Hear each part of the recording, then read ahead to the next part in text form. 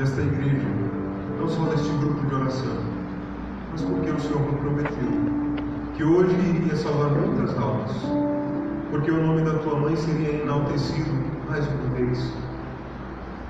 Bendito sois, Senhor, que nos trouxe aqui para louvar mais um dia ao teu Espírito e à tua mãe.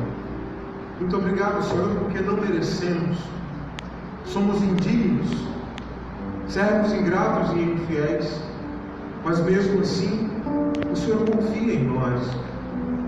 Muito obrigado, Senhor, pelo infinito amor que tens, pelas infinitas chances de salvação que tem dado para nós. E a Virgem Maria é essa infinita chance de salvação. Bendito seja o Senhor. Amém. Amém. Boa noite. Boa noite. Eu me chamo Leandro Neves, tenho 31 anos de idade, sou casado, como já fui apresentado, faço parte do grupo de oração Filhos de Sara, do Regional Cruz das Armas. Com grande alegria eu vim trazer aqui, compartilhar conosco, com vocês, um pouco da palavra de Deus, daquilo que é o mais belo tesouro dos céus para a terra, a Virgem Maria. Falar da Virgem Maria para mim não é um desafio, mas muito mais do que isso, é uma honra. Falar da Mãe de Deus, eu vim no carro pedindo por essa pregação, orando por vocês, e pedi a autorização do alto para falar da Mãe do Céu, porque não é qualquer um que fala da sua mãe, sim ou não? Se alguém se levantar do seu meio de trabalho, da sua faculdade, do seu convívio, se vier falar da sua mãe para você, você diz alto lá, hein? Cuidado ao falar dela. Então, mas eu tomei isso para mim hoje. Eu pedi permissão a Deus para falar de sua mãe, pela causa dela, pela causa de Deus, pela salvação minha e sua. Amém? Então você saiu da sua casa hoje para vir escutar e rezar e entender um pouco do que é essa mulher tão forte, tão poderosa, que eu costumei chamar ela ultimamente de GPS do céu. Tomando por base do tema de hoje, né? Qual é o tema de hoje? Me conduz a Maria. Maria, só o povo do grupo, né? O céu, né? Qual é o tema de hoje? Me conduz, ó Maria. Me conduz, ó Maria. Bem? Pegue sua palavra, por favor, a Bíblia, deixe aberta em Atos dos Apóstolos, no capítulo 1. Atos dos Apóstolos, no capítulo 1.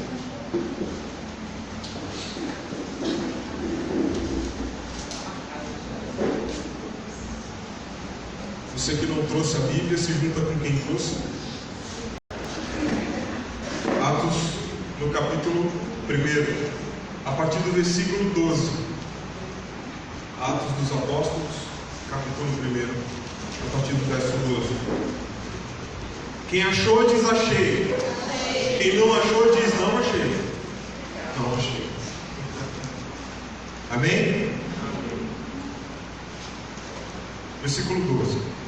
Então, os apóstolos deixaram o Monte das Oliveiras e voltaram para Jerusalém, a distância de que se pode andar um dia de sábado. Entraram na cidade e subiram para a sala de cima, onde se costumavam ficar. Eram Pedro e João, Tiago e André, Filipe e Tomé, Bartolomeu e Mateus, Tiago, filho de Alfeu, Simão Zelota e Judas, filho de Tiago. Todos eles perseveraram na oração em comum, junto com algumas mulheres, entre elas Maria, mãe de Jesus, e com os irmãos dele. Palavras do Senhor. Graças a Deus. Graças a Deus. O que vamos viver daqui a uma semana? Pentecostes. Maria é uma mulher repleta do Espírito Santo, já diz a palavra em Lucas 1, no anúncio do anjo, na saudação da Santa Isabel. quando diz para ela: da onde vem a graça de receber a visita da mãe do meu Senhor? O anjo diz: ave cheia de graça, que a gente sabe que graça é a mesma coisa que Deus. Ave cheia de Deus. Deus, Jesus Cristo e Espírito Santo, 3 pessoas numa só, sim ou não? Sim. Maria é cheia de Deus, é cheia de Jesus e cheia do Espírito Santo. E o que danado ela foi fazer na sala, no cenáculo, no dia de Pentecostes, se ela é uma mulher repleta, tomada, embebida, ensopada do Espírito? Para que ela foi fazer lá? O que ela foi fazer lá? Você já se perguntou isso? Como se Maria, cheia de Deus, cheia do Espírito Santo, para que ela estava em Pentecostes? Pentecostes foi simplesmente o primeiro grupo de oração. O primeiro grupo de oração foi em Pentecostes, onde todos estavam reunidos no mesmo lugar. Maria, a mãe de Jesus, estava no meio, e eles eram grandes na oração, sim. Vocês oraram até agora, sim ou não? Ainda continuam em oração, porque não saíram daqui. Sua cabeça pode estar em outro lugar, pensando em milhões de coisas, mas a sua alma está aqui desejando orar. Porque a única sede da nossa alma é Deus. Só quem pode saciar é Deus. Nada neste mundo, nem pai, nem mãe, nem filho, esposo, esposa, namorado, trabalho, concurso público, sonhos, projetos, pode saciar a sede de alegria e felicidade que a nossa alma tem por Deus. Por isso que eu e você precisamos vir à igreja, precisamos vir à Santa Missa, precisamos, você que faz parte desse grupo de oração, precisa todo sábado, sim, sair da sua casa e abastecer a sua alma. Porque tem dia que a gente vem para o grupo de oração que só misericórdia, né? Minha cabeça ali está explodindo de dor. Vem para cá com morrendo dor de cabeça, já está amenizando. É só começar a invocar o nome da Mãe de Deus e as coisas começam a melhorar. Bendito seja Deus. Então eu não estou nem aí porque eu estou sentindo fisicamente, quero saber da minha alma. Você queira saber da sua alma. Não importa se a vigília vai até 5 horas da manhã. Não importa se o texto você precisa rezar de joelho. Não importa se você vai ter que acordar 3 horas da manhã para poder rezar. O que importa é a salvação da tua alma. O corpo padece, se acaba, mas a alma não, a alma é eterna. E nós precisamos ter essa consciência que temos 2 caminhos. A nossa alma tem 2 caminhos: ou o céu ou o inferno. Se você cuidar bem da sua alma, encher ela de Deus, você vai para o céu. Se você, quanto mais afastar a sua alma das coisas que saciam ela, que só são as coisas de Deus, mais perto do inferno você está. E quantas são as almas que estão se afastando por causa de Deus? Pela causa de Deus. Estranho, né? Por causa de Deus se afastando. Eu conheço várias pessoas que fizeram promessas, pessoas fervorosas da igreja, participavam de um grupo de oração, pediam tanto para passar no concurso público, fez o concurso público, não passou e saiu da igreja. Se revoltou contra Deus. Porque era uma pessoa de oração, ia para a igreja, estudava, mas fez o concurso e não passou. Se revoltou contra Deus, saiu da igreja, abandonou o grupo, está por aí. E quantas são as pessoas assim? Mesquinhas, que só pensam no ter, e o ser fica de lado para outra hora. E Maria foi sempre essa mulher que se preocupou em ser muito mais do que ter. Existe um livro, vou falar dele de novo, Matheus. Não tem como, cara, falar de Maria sem falar daquele livro. A Santíssima Virgem, escrito por uma beata chamada Ana Catarina Emmerich, uma mística da Igreja Católica, está para ser canonizada. Ela escreveu 5 livros. Um deles foi usado para aquele filme bem famoso, A Paixão de Cristo, de Mel Gibson. Foi com base no livro dela.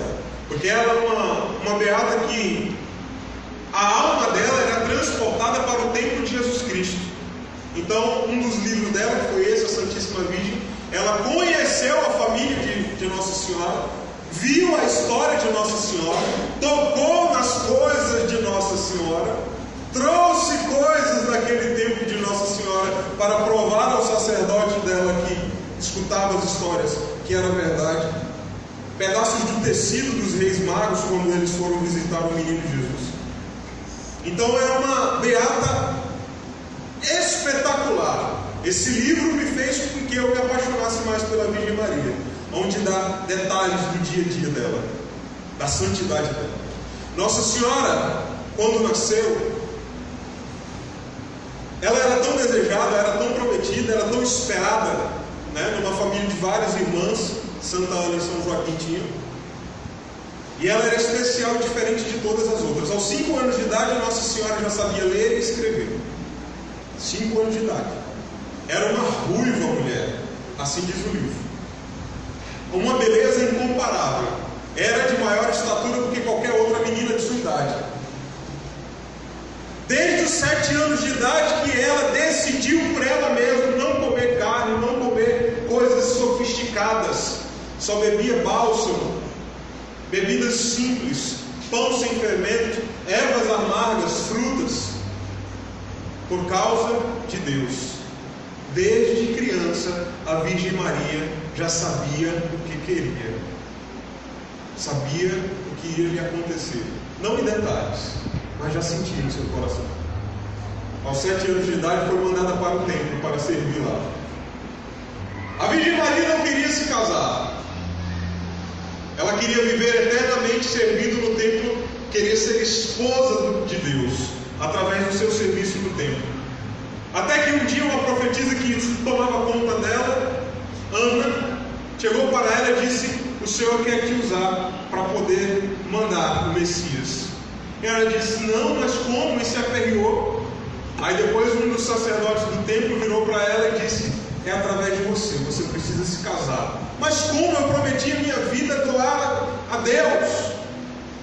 Organizaram-se uma festa, chamaram alguns homens da cidade e entregaram na mão desses homens uma flor chamada lírio, os lírios que nós conhecemos. E o sinal que Deus deu para esse sacerdote foi que o escolhido, durante a festa, o lírio ia ser desabrochado.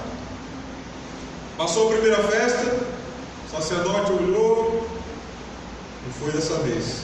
E Maria se aperreou: não, está vendo? Não é para acontecer. Organizaram outra festa, chamaram outros homens, e dentre eles estava São José. São José era o homem mais besta da face da terra. Ele era um irmão do meio, de uma família de 4 irmãos, e ele era chacotado, era humilhado pelos irmãos, e a única coisa que ele fazia era rezar. E São José estava lá no meio com uma flor de lírio, o botão fechado, e em um dado momento uma luz pousou sobre ele, no meio de todos os homens. Só o sacerdote via que a profetisa, e o lírio que estava na mão dele se desabrochou. E foi ali que o Senhor escolheu, predestinou São José à Virgem Maria. A Bíblia não fala dessas coisas, mas eu garanto a você, se você ler esse livro, você vai se apaixonar pela Virgem Maria. E a Virgem Maria, quando foi visitada pelo anjo, ela não estava trabalhando como muitas peças teatrais as pessoas fazem. Estava fazendo comida, estava lavando louça. Não estava. Ela estava em oração no seu quarto, trancada, quase meia-noite. Ela chegou a tal ponto na oração que começou a ter um êxtase, quase meia-noite. A Ana Catarina Emerick, segundo o relato dela, diz que uma luz invadiu o quarto dela. Ela começou a levitar e uma voz saía dessa luz e resplandeceria o anjo, ao rosto do anjo Gabriel, e falou o anúncio. E ela, em êxtase, de olhos fechados: eu não conheço homem algum, como é que vai acontecer isso? E teve todo o relato. Aquela luz penetrou dentro da Virgem Maria, tomou, o chão daquele lugar se estremeceu, a Virgem Maria voltou para o chão e escutou-se um grande gemido na porta do quarto dela. Havia uma serpente com patas rastejando na porta, a fim de derrubar a porta e matar a Virgem Maria. E quando esse anúncio aconteceu, se ela dissesse não, a serpente entraria e a mataria. que essa serpente saiu da porta do quarto dela gritando, gemendo de dor. O próprio demônio queria acabar com o plano de salvação. E até hoje ele quer acabar o plano de salvação que Deus tem para nossas vidas, colocando em primeiro lugar as nossas coisas, aquilo que mais buscamos, a matéria, o ter, o conteúdo. Sim, tudo isso é importante, mas não é essencial. Essencial é a palavra de Deus. Em primeiro lugar, buscar primeiro o reino de Deus e tudo mais nos será acrescentado. Não é assim que a gente lê? Não é assim que a gente aprende? Pois bem, a Virgem Maria não queria casar, mas acreditou na promessa. Talvez a promessa que o Senhor tem para a sua vida, você é incapaz de entender. A vocação que você talvez esteja batendo cabeça, se a sua vocação é o matrimônio, se a sua vocação é religiosa, para ser uma freira, ou um padre, ou entrar para uma comunidade de vida. Deixa eu te dizer um segredo: não saia batendo cabeças. Bata a porta do coração da Virgem Maria. Ela é a mãe do discernimento. Ela é a mãe do discernimento. Quem ocorre à Virgem Maria para tirar dúvidas, para pedir a intercessão sobre uma decisão, nenhuma decisão é tomada precipitadamente. Você não consegue se confundir quando você decide as coisas pedindo à Virgem Maria, porque ela é a mãe do discernimento. Ela estava naquele cenáculo não porque ela precisava, mas porque os apóstolos precisavam, e o Espírito Santo só viria sobre aquele lugar se tivesse alguém ali repleto da graça de Deus, que era a Virgem Maria. Se não tiver alguém que conheça o Espírito Santo, ele não vem. Como é que eu vou pedir algo que eu não conheço? E desde aquele dia de Pentecostes, o Espírito Santo passou a ser mais conhecido, amado, desejado, adorado. Manifestou-se em línguas de fogo, embriagou aqueles homens e aquelas mulheres. Segundo Jonathan, meu professor também, que é do Núcleo Diocesano, está no Ministério de Formação, disse que tinha aproximadamente 120 pessoas, além, juntando os apóstolos. 120 pessoas inebriadas do Espírito, rezando em línguas de manhã, cedo. A Virgem Maria precisa estar na nossa vida quando a gente diz: vem Espírito Santo. A Virgem Maria precisa estar e fazer parte da minha e da sua vida quando você abre a boca e diz: vem Espírito Santo. Porque só ela conhece a profundidade do Espírito. Só ela sabe chamar o Espírito Santo. Eu tomo a liberdade de dizer isso. A Virgem Maria chamou o Espírito Santo no dia de Pentecostes.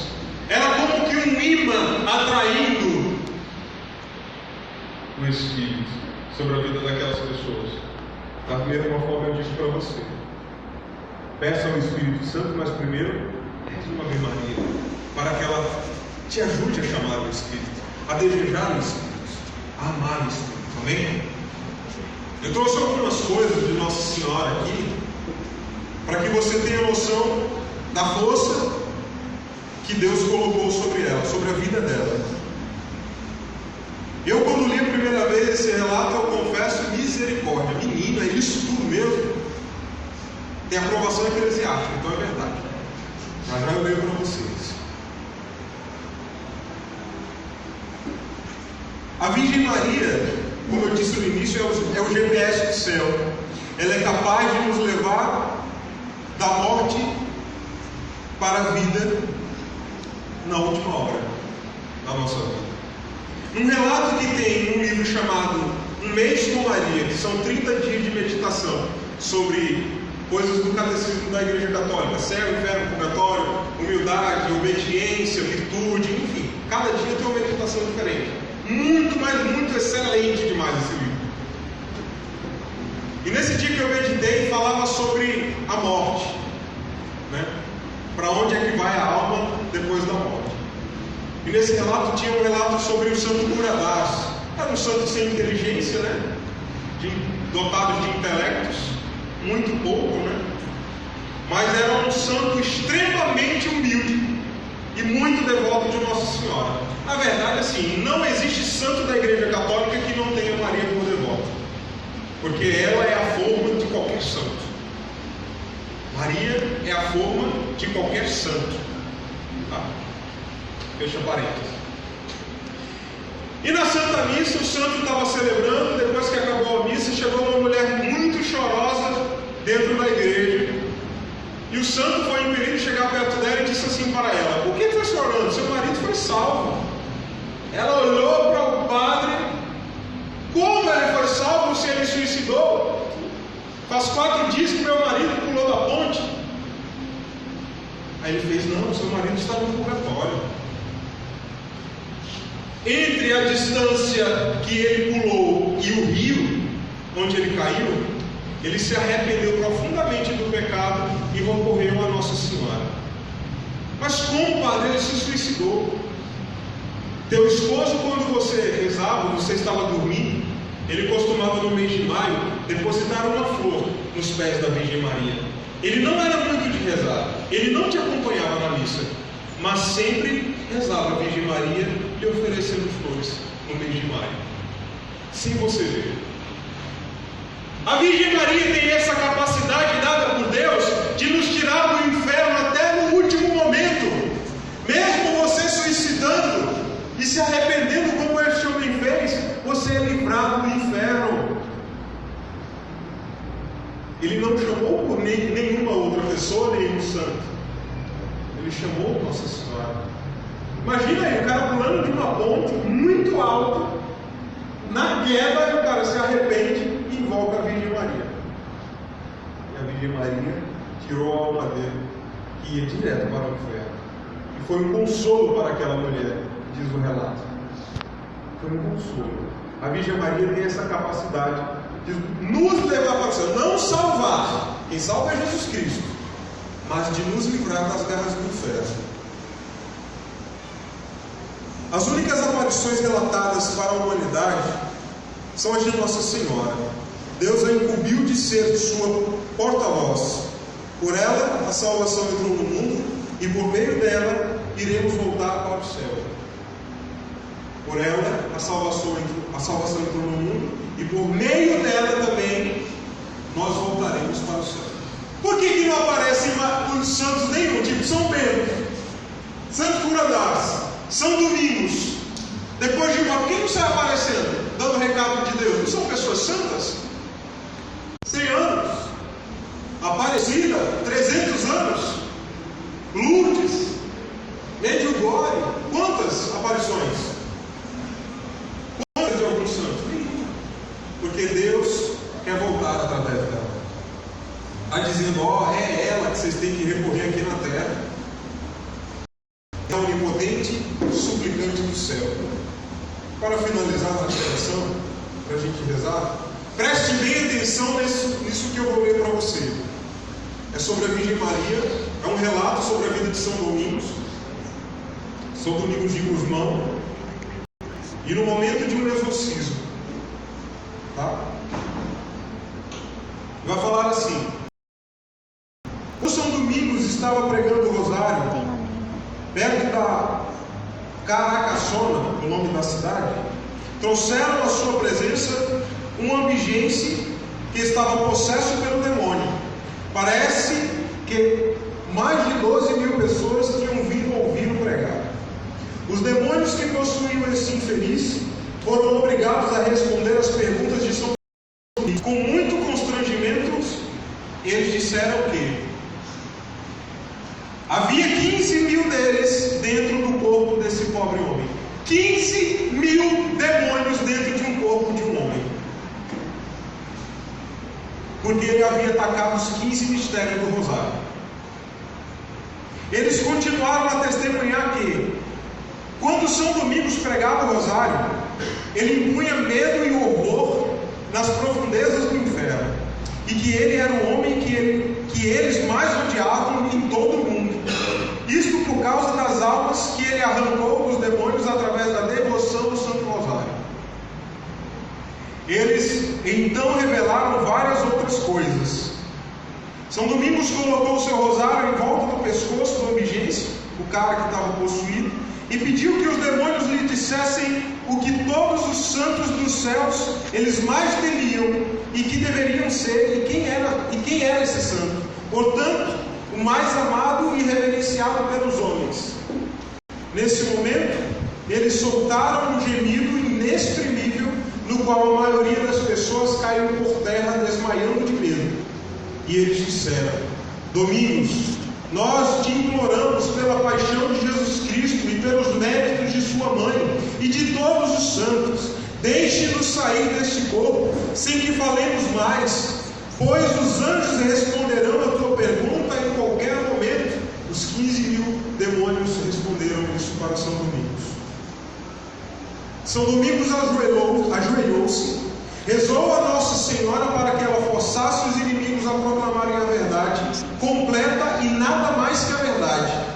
Mal tinha terminado de rezar, viu a Santíssima Virgem perto de si, rodeada por uma multidão de anjos. Ela bateu no homem possesso com um cajado de ouro que segurava e disse: Responda ao meu servo Domingos imediatamente.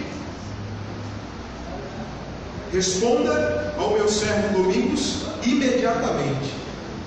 Então os demônios começaram a gritar: ó vós, que sois nossa inimiga, nossa ruína, nossa destruição, porque desceste do céu só para nos torturar tão cruelmente? Ó advogado dos pecadores, vós que tirais das presas do inferno, vós que sois o caminho certeiro para os céus, devemos nós, para o nosso próprio pesar, dizer toda a verdade e confessar diante de todos quem é a causa da nossa vergonha e da nossa ruína. A Virgem Maria é a causa da vergonha e da ruína de todo o inferno. E continuou: ó pobres de nós, príncipes da escuridão, então ouçam bem vocês cristãos, a mãe de Jesus Cristo é todo-poderosa, e ela pode salvar seus fiéis servos de caírem no inferno. Ela é o sol que destrói a escuridão de nossa astúcia e sutileza. Ela é a que descobre nossos planos ocultos, quebra as nossas armadilhas e faz com que nossas tentações fiquem inúteis e sem efeito algum. E continuou: nós temos que dizer, porém, de maneira relutante, que nem sequer uma alma que realmente perseverou no seu serviço, um simples suspiro, foi condenada conosco. Um simples suspiro que ela oferece à Santíssima Trindade é mais precioso que todas as orações e desejos e aspirações de todos os santos do céu juntos. Um único suspiro da Virgem Maria, a Santíssima Trindade, tem maior eficácia e poder de atendimento do que as orações de todos os santos do céu. Imagina a Madre Teresa, Santa Teresa de Calcutá, uma mulher humilde, não molesta, pedindo a Deus lá, pedindo a Jesus por nós, clamando de pé descalço, no joelho todo estourado, de tanto rezar. E a Virgem Maria ajuda ele. Nossa Senhora, você é louco, minha gente. É inconcebível um negócio desse. E o demônio continuou a falar: nós a tememos mais do que todos os santos do céu juntos. Não temos nenhum sucesso com os seus fiéis servos. Quem é fiel servo da Virgem Maria aqui? Levanta a mão. Levanta a mão. Se ainda não é, procure ser. Porque o demônio não vai ter sucesso nenhum em te tentar. O demônio falou que não tem sucesso nenhum para os seus fiéis servos. Ele pode fazer qualquer coisa com qualquer pessoa da sua família, o seu carro, pode roubar a sua casa, assim como roubou a minha. Pode bater no seu carro como bateu no meu. Mas a mim nada aconteceu. Portanto, deseje ser um fiel servo da Virgem Maria. Eu quero que você saia daqui com esse desejo ardente no coração. Porque você está tendo uma certeza, uma revelação de um demônio dizendo que não tem sucesso nenhum se você se tornar uma fiel serva de Nossa Senhora.